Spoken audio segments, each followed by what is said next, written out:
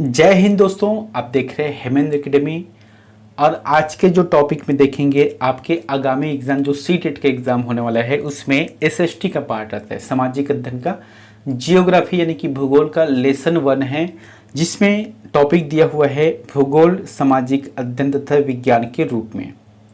तो आज हम इसी से संबंधित 30 महत्वपूर्ण क्वेश्चन को देखेंगे जो कि आपके एग्जाम में आने की संभावना है। और इसमें कुछ भी कुछ ऐसे प्रश्न भी हैं जो आपके एग्जाम में पूछा गया है, इसलिए आप इस वीडियो को शुरू से लेकर अंतिम तक जरूर देखें। अगर आप हमारे चैनल पर नए हो तो चैनल को सब्सक्राइब कर देना, बेल आइकन को जरूर दबा देना। वीडियो अच्छा लगता है तो अपने दोस्तों के पास भी इसे शेयर करना, ठीक है। तो चलिए चलते हैं वीडियो की तरफ।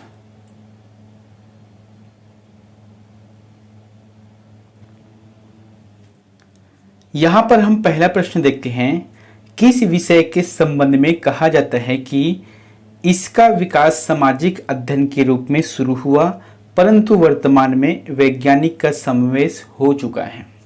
आपको ये बताना है कौन से ऐसे विषय हैं जिसके संबंध में प्रारंभ में कहा जाता था कि इसका विकास सामाजिक अध्ययन के रूप में हुआ है, लेकिन वर्तमान समय में यहाँ वैज्ञानिकों का या वैज्ञानिक का समावेश हो चुका है। क्या आ जाएगा इसका आंसर? भूगोल रहेगा। भूगोल शब्द से स्पष्ट है, भूगोल यानी कि पृथ्वी गोल है। अब इसके अंतर्गत आप अनेक गतिविधि करते हो, वो सभी इसमें समाहित हो जाता है। प्रारंभ में जो है भूगोल एक सामाजिक अध्ययन के रूप में प्रारंभ हुआ था, स्टार्ट हुआ था, लेकिन समय के साथ साथ अब जब बदलाव हो गए हैं तो यह जो भूगोल है एक वैज्ञानिकों का या वैज्ञानिक का समावेश इसमें देखने को मिलता है, इसमें हो चुका है। दूसरा प्रश्न है, भूगोल के अध्ययन की शुरुआत किस रूप में हुई थी? बताओ, अभी जस्ट बताया था ना आपको। तो भूगोल की अध्ययन की जो शुरुआत है प्रारंभ में एक सामाजिक अध्ययन के रूप में हुआ था। किसमें? सामाजिक अध्ययन। अच्छा, आप देखो जैसे कि सामान्य रूप में जो 6वीं से लेकर 8वीं तक की जो बुक होता है इसमें सामाजिक अध्ययन हम लोग पढ़ते हैं। तो उसमें क्या क्या टॉपिक होता है? नागरिक शास्त्र होता है, इतिहास है, भूगोल है, इत्यादि चीज़ों को मिलाकर एक सामाजिक अध्ययन तैयार किया गया है। भूगोल के अध्ययन की शुरुआत सामाजिक अध्ययन के रूप में होता है, ये भी आपको याद रखना है। तो ए ऑप्शन इसका सही रहेगा। तीसरा प्रश्न है, निम्न में से किसमें भूगोल को केवल भौगोलिक घटनाओं का विवरण देने वाला विषय माना गया? बताओ, भूगोल को केवल भौगोलिक घटना, भौगोलिक जो घटना है, अभी मौसम का समय आ रहा है तो मौसम में क्या परिवर्तन होगा, क्या नहीं होगा, या और क्या हो सकता है, इन सभी घटनाओं का विवरण वाला विषय माना गया था। किसमें? सामाजिक अध्ययन में। तो फिर बी ऑप्शन सही रहेगा। दोस्तों मेरा प्रयास ये रहता है, देखो आप एक चीज को समझना, 30 क्वेश्चन को मेरा जो वीडियो रहता है वह लगभग 20 से 25 मिनट के आसपास बनते हैं, यानी कि कम समय में ज़्यादा प्रश्न। तो यही होना चाहिए, कम समय में ज़्यादा, आप लोगों के पास जो समय हो जिसमें कम समय में आप ज़्यादा पढ़ सको, ये आपके लिए फायदेमंद रहता है। चौथा प्रश्न है, सामान्यतः भूगोल की शाखाओं का निर्धारण किस आधार पर किया जाता है? बताइए। सामान्यतः जो भूगोल की शाखा है, भाई भूगोल मतलब पृथ्वी का अध्ययन है, लेकिन अभी बताया था ना आज के समय में वैज्ञानिक समावेश इसमें हो गए हैं।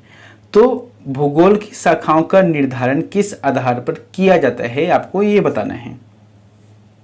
विषय वस्तु के आधार पर हो गया, कि प्राचीनता के आधार पर है, कि विश्लेषण के आधार पर है, या उपरोक्त में से कोई नहीं? क्या हो सकता है? ए ऑप्शन सही रहेगा, विषय वस्तु के आधार पर, है ना। विषय वस्तु के आधार पर सामान्यतः भूगोल की जो शाखा है, अलग अलग शाखा है, जैसे कि है ना राजनीतिक शाखा भी आ जाएगा, अभी जैसे क्वेश्चन बताऊंगा उसमें आ जाएगा, है ना। आर्थिक गतिविधि भी शामिल है, वातावरण भी शामिल है, पर्यावरण भी शामिल है। तो बहुत से इसमें शाखा निर्धारित किया गया है और ये सभी विषय वस्तु के आधार पर तय किया जाता है। पांचवा प्रश्न है, कौन सा कथन भूगोल के अध्ययन के प्राचीन सिद्धांत से संबंधित है? बताओ, कौन सा कथन भूगोल के अध्ययन के प्राचीन सिद्धांत से संबंधित है? जैसे भूगोल का अध्ययन वैज्ञानिक तरीके से किया जाता था, भूगोल के अध्ययन में कारण कार्य को महत्व दिया जाता था, भूगोल के अध्ययन में कारण कार्य को महत्व नहीं दिया जाता था, तो उपरोक्त सभी। सबसे पहले प्रश्न को समझो, कौन सा कथन भूगोल के अध्ययन के प्राचीन सिद्धांत से संबंधित है? तो ये रहेगा, भूगोल के अध्ययन में कारण कार्य को महत्व नहीं दिया जाता था, आंसर रहेगा। देखो ये जो प्रश्न है ना, खासकर से ये पांचों प्रश्न है, ये आपके एग्जाम में पूछा गया है, इसलिए आपको सी आंसर सही लगाना है, क्योंकि ये पहले से जो एग्जाम में पूछा गया है, इसलिए इसके आंसर में कोई बदलाव नहीं रहेगा। छठा प्रश्न है, पृथ्वी की आकृति, संरचना, वायुमंडल आदि का तथागत भूगोल की किस रूप की विशेषता, मुख्य विशेषता है? बताओ। पृथ्वी की जो आकृति, संरचना, वायुमंडल आदि का यथावत भूगोल के किस विषय के रूप में मुख्य विशेषता है? बताइए क्या जाएगा इसका आंसर?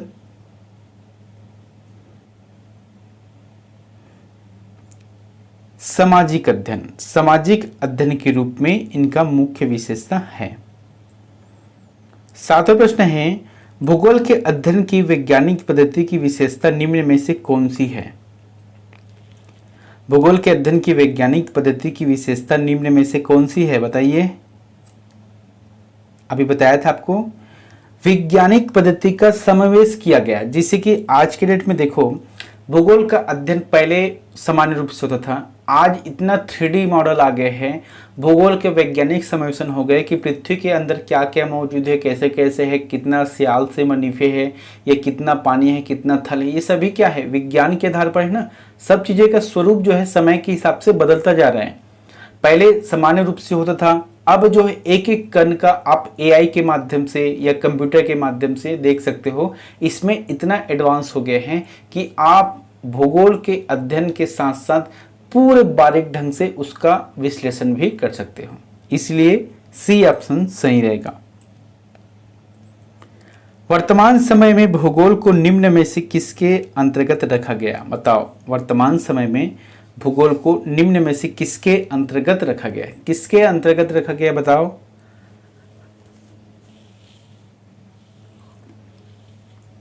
सामाजिक अध्ययन और विज्ञान। अभी बताया था ना, सामाजिक अध्ययन तो शुरुआत है, अब उसमें विज्ञान समावेश हो गए हैं, तो सी ऑप्शन सही रहेगा, जो कि दोनों ऑप्शन रहेगा ए और बी का। भूगोल को किस शाखा में भूगोल तथा विज्ञान तथा पृथ्वी विज्ञान का समावेशन पाया जाता है? भूगोल को किस शाखा में भूगोल तथा पृथ्वी विज्ञान का समन्वय पाया जाता है? भाई पृथ्वी जिसमें जल है, थल है, आकाश है ना, उसमें जीव है, ये सभी पर्वत पठार, पेड़ पौधा, ये सभी क्या है, भौतिक स्वरूप है, इसलिए भौतिक भूगोल आंसर सही रहेगा। ये सभी क्या है, पृथ्वी विज्ञान, ये भौतिक भूगोल के अंतर्गत आता है। 10वां प्रश्न, किसका अध्ययन भौतिक भूगोल की शाखा के अंतर्गत किया जाता है? अभी बताया था ना, भौतिक भूगोल के अंतर्गत आप जलमंडल को भी पढ़ोगे, वायुमंडल के बारे में भी पढ़ोगे, लेकिन पर्यावरण के बारे में नहीं। भौतिक भूगोल में याद रखना है जल थल आंसर सही रहेगा, लेकिन पर्यावरण नहीं, क्योंकि पर्यावरण भूगोल अलग है। तो आंसर ए और बी है, इसका मतलब ये डी ऑप्शन सही रहेगा, क्योंकि एक और दो दोनों हैं, क्योंकि यहाँ पर भौतिक भूगोल की बात की है। अगर पर्यावरण भूगोल की बात करता है तो फिर उसमें अलग समाहित रहता है। 11वां नंबर का प्रश्न है, मानव भूगोल के अंतर्गत किसका अध्ययन नहीं किया जाता है? बताओ, मानव भूगोल के अंतर्गत किसका अध्ययन नहीं किया जाता है?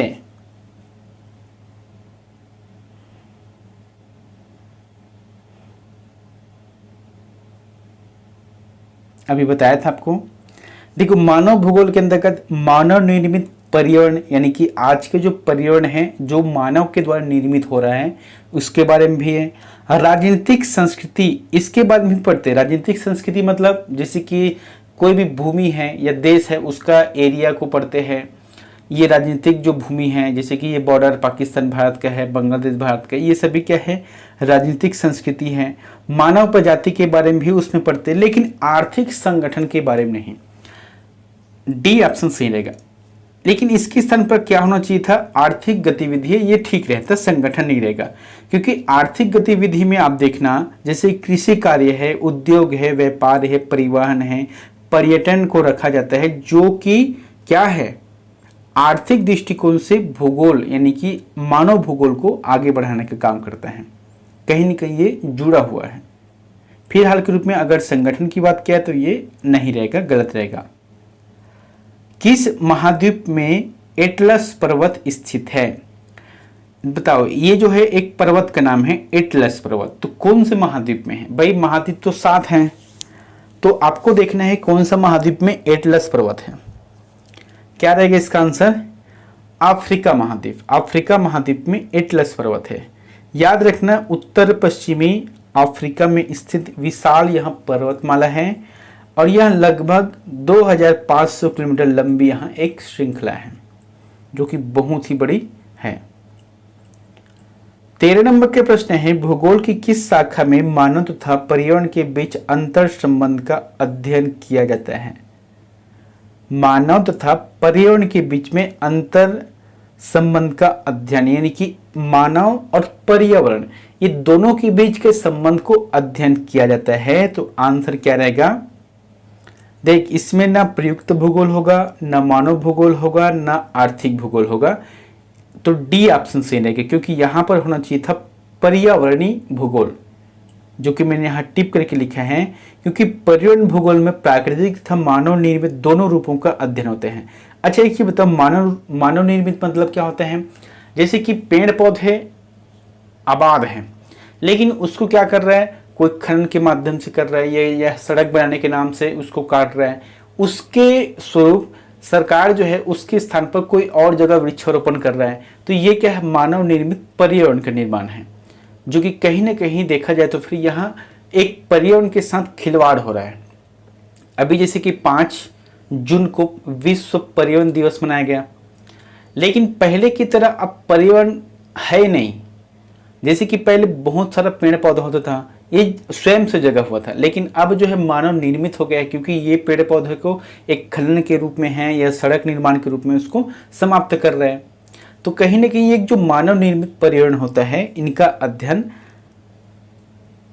अलग से शाखा के रूप में पर्यावरण भूगोल के अंतर्गत इसे रखा गया है।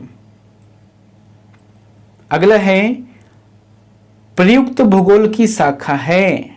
प्रयुक्त भूगोल की शाखा क्या है? जैसे कि यहां पर एक बताया था ना, ये नहीं है, लेकिन प्रयुक्त भूगोल, अब इसका मतलब क्या होता है कि भौगोलिक ज्ञान तथा कौशल के उपयोग पर बल देती है। यानी कि भौगोलिक ज्ञान के व्यवहारिक प्रयोग पर बल दिया जाता है। प्रयुक्त भूगोल की यह एक शाखा है।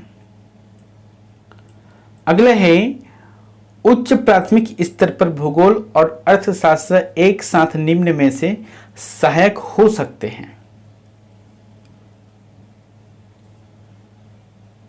बताइए, उच्च प्राथमिक स्तर पर भूगोल और अर्थशास्त्र एक साथ निम्न में से सहायक हो सकते हैं। तो पर्यावरण, संसाधन एवं विकास के मुद्दों के प्रति दृष्टिकोण विकसित करना, तो ए ऑप्शन इसका सही रहेगा। 16 नंबर का प्रश्न है कि भूगोल की वह शाखा जो विशिष्ट मानव जनसंख्या की संरचना के विषय से संबंधित है कहलाती है। विशिष्ट मानव जनसंख्या की संरचना से, तो वही इसका आंसर रहेगा जनसंख्यिकी, बी ऑप्शन सही रहेगा। किसी ग्रह के चारों ओर परिक्रमा करने वाले छोटे आकाशीय पिंड को क्या कहते हैं? जैसे कि हमारा ग्रह पृथ्वी है, तो पृथ्वी के चारों ओर परिक्रमा करने वाले जो आकाशीय पिंड है उसे क्या कहते हैं? उपग्रह है। पृथ्वी का उपग्रह कौन सा है? चंद्रमा है। भूगोल भूतल का अध्ययन है, किसने कहा है? भाई भूगोल भूतल का यानी कि पृथ्वी के तल का अध्ययन है। सियाल, सीमनी, फिर क्रोड, इन सब का अध्ययन है। तो ये किसने कहा है? आंसर रहेगा कांट ने कहा है। कांट, यह जो है आधुनिक भूगोल के प्रमुख दार्शनिक और संस्थापक थे, इसको याद रखना है। किस ग्रह को नीला ग्रह भी कहते हैं? कौन से ऐसे ग्रह है जिसे नीला ग्रह कहते हैं? आंसर रहेगा पृथ्वी। क्यों? क्योंकि पृथ्वी को दूर से देखने पर वह नीला दिखाई देता है। वायुमंडल में जब प्रकाश प्रवेश करता है तो यह नीला दिखाई देता है, और ऐसे भी 71% पर जल की मात्रा है। मानव भूगोल का संस्थापक निम्न में से किसको कहा जाता है? मानव भूगोल का जो संस्थापक है निम्न में से किसको कहा जाता है? तो फ्रेडरिक रेटजेल को कहा जाता है। याद रखना, मानव भूगोल के संस्थापक फ्रेडरिक रेटजेल। यह जो है एक प्रसिद्ध जर्मन भूगोलवेत्ता थे, और जिनकी एक पुस्तक थी जिसका नाम क्या है? एंथ्रोपोजियोग्राफी, जो मानव समाज और पर्यावरण के संबंध का वैज्ञानिक अध्ययन करने के लिए तैयार किया गया है। निम्न में से कौन सा भारत का सबसे ऊंचा बांध है? बताओ, भारत का सबसे ऊंचा बांध कहाँ है जो समुद्र तल से नापा जाता है? आंसर क्या रहेगा? हीराकुंड बांध, जो कि उड़ीसा में है। सॉरी, इसका आंसर रहेगा टिहरी बांध, जो कि उत्तराखंड में है। ठीक है, सी ऑप्शन सही रहेगा, टिहरी बांध। अगर हम देखें तो यहाँ 261 मीटर है, या फीट में देखते हैं तो लगभग 855 फीट है, और यहाँ भागीरथी नदी पर स्थित है। भारत की सबसे लंबी अंतर्राष्ट्रीय सीमा किस देश के साथ है? भाई, सबसे अंतर्राष्ट्रीय सीमा आपको बताना, जैसे कि इधर पाकिस्तान का भी है, अफगानिस्तान के साथ छोटा सा है, चीन के साथ भी है, नेपाल के साथ, तिब्बत के साथ, म्यांमार के साथ है, लेकिन सबसे अधिक की बात आता है तो फिर आपको सही आंसर लगाना है बांग्लादेश, जिसके साथ लगभग 4096 किलोमीटर की सीमा रेखा बनाती हैं। किस हिमालय चोटी को सागर माथा कहते हैं? देखो, सागर माथा ये जो है ना एक नेपाली शब्द है। सागर अर्थात आसमान या स्वर्ग कहाँ है, माथा अर्थात सिर। जैसे कि हमारे शरीर में जो सबसे ऊंची चोटी क्या है? माथ है ना, सिर है, इसी को कहा गया है सागर माथा। और ये माउंट एवरेस्ट है, जो कि हिमालय पर्वत में स्थित है। याद रखना है, माउंट एवरेस्ट यहाँ नेपाल और तिब्बत की सीमा पर स्थित है, लेकिन इनकी जो चोटी है 8848 मीटर वाले, ये जो है नेपाल में है, नेपाल के एरिया में आता है। विश्वविख्यात जोंगियागार-सोप्पा जलप्रपात किस राज्य में स्थित है? विश्वविख्यात जोंगियागार-सोप्पा जलप्रपात किस राज्य में स्थित है? ये कर्नाटक राज्य में स्थित है। आम्रवर्ष क्या है? बताओ, आम्रवर्ष है, ये प्रश्न कई बार एग्जाम में पूछा गया है आपके। देखना, आम्रवर्ष दोस्तों, ये जो आम्रवर्ष है ना, जैसे कि मार्च और अप्रैल के महीने में है ना, बिहार और बंगाल में जो होने वाली वर्षा है उसे आम्रवर्षा कहते हैं। तो सी ऑप्शन सही रहेगा। भारत में लाल चंदन की लकड़ी के लिए प्रसिद्ध राज्य है, काफी इंपॉर्टेंट है। एक मूवी आई थी पुष्पा, तो उसमें आप देखना लाल चंदन के बारे में दिखाया गया है, और ये कहाँ पर है? कर्नाटक में है। कर्नाटक में जो उच्च कोटि के लाल चंदन होते हैं वहाँ पर, और इस लाल चंदन से अनेक प्रकार के जैसे ब्यूटी प्रोडक्ट है, कॉस्मेटिक है, या अन्य जो दवाइयाँ हैं, महंगी महंगी जो प्रोडक्ट है, वो सब बनने का कार्य इसी लाल चंदन से किया जाता है। भारत में सबसे अधिक उपजाऊ मृदा कौन सी है? भारत में सबसे अधिक उपजाऊ मृदा कौन सी है? लाल मृदा, काली मृदा, जलोढ़, ये चूनेदार। दोस्तों, काली मृदा आंसर रहेगा, लेकिन यहाँ पर जलोढ़ मृदा है, इसलिए आपको जलोढ़ लगाना है, क्योंकि जलोढ़ मृदा जल के प्रवाह से होता है, खासकर से नदियों के आसपास कछाड़ी क्षेत्र में, और ये जो होता है ना उपजाऊ के लिए सबसे बेहतर है। दूसरे स्थान पर आता है काली मृदा, या जो है काली, मतलब इनका जो मिट्टी है ना काली रंग में रहता है। मध्य प्रदेश का शिवपुरी राष्ट्रीय पार्क किसके लिए महत्वपूर्ण है? बताओ, मध्य प्रदेश का जो शिवपुरी राष्ट्रीय पार्क है वहां किसके लिए महत्वपूर्ण है? बाघ और हाथी। याद रखना, बाघ और हाथी का विशेष रूप से यहाँ पर संरक्षण किया जाता है। भारत के किस क्षेत्र में अत्यधिक असिंचित खेती की जाती है? सिंचित खेती मतलब जो बरसात का समय रहता है उसे सिंचित खेती कहते हैं। कहीं कहीं पर क्या है, नहर है, या छोटी नहर या बड़ी नहर है, लेकिन गर्मी के दिनों में जहाँ पर सिंचाई का सुविधा नहीं होता वहाँ उस क्षेत्र को कहते हैं असिंचित। और ये रहेगा दक्कन के पठार। और ये कहाँ पर है? देखो, जैसे ये हमारा भारत देश है ना, तो ये वाला जो एरिया है इसी को कहा गया है। महाराष्ट्र, कर्नाटक, तेलंगाना, आंध्र प्रदेश के क्षेत्रों को, क्योंकि यहाँ पर जो है प्रमुख रूप से जो नदियाँ है वहाँ बारहमासी नदी नहीं है, यानी कि बरसात के समय में ही यह बहती है और इसीलिए बरसात में क्या रहते हैं, सिंचित, लेकिन गर्मी में वहाँ सूख जाती है नदी और ये असिंचित श्रेणी में आता है। दोस्तों अंतिम के प्रश्न ना आप लोगों के लिए होमवर्क हैं और इसका आंसर हमें कमेंट बॉक्स पर जाकर जरूर बताएं। प्रश्न क्या है कि नकदी फसल में सम्मिलित नहीं है, नकदी फसल में सम्मिलित कौन सा फसल नहीं है, जैसे कि गन्ना, कपास, जूट, गेहूं। इन चारों में से जो भी आंसर आपको सही लगता है वो हमें कमेंट बॉक्स में जाकर जरूर बताएं। मिलते हैं नेक्स्ट वीडियो में एक नई जानकारी के साथ। Thank you.